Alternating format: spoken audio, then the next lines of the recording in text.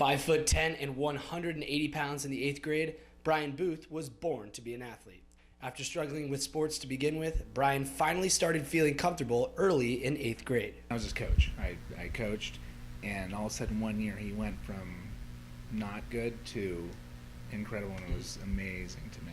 Because he was that fast, he was that big and fast. It was a great combo. Unfortunately, as things progressed rapidly on the field, hamstring pain became a serious issue for Brian. But this hamstring pain was not just your ordinary pulled muscle. The pain wouldn't stop. I remember calling Mike and I'm like, something's just not right. It's not right. He should be getting a little better. It shouldn't be like if it just happened. And so we went and got an MRI, and that's when the doctor saw it right away and said, you know, you have a tumor and we're going to send you to a different specialist. Turned out that the doctor recognized was a form of cancer. On the day of his 14th birthday, Brian was diagnosed with a rare cancer called Ewing sarcoma. The news was devastating. But as an evidence to the mature character that Brian had, he took the news in stride. We had to go out to UCLA immediately.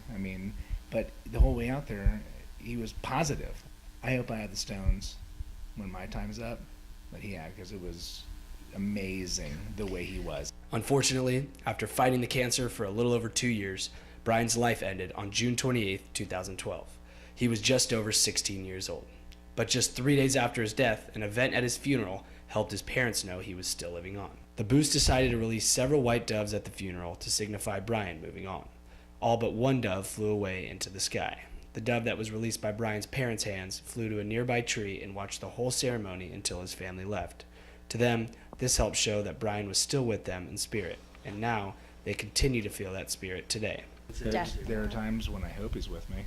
And still to this day, he'll tell me, like, you know, there was a light that turned on, or this and that, and I go, oh, Brian's probably saying hi to you.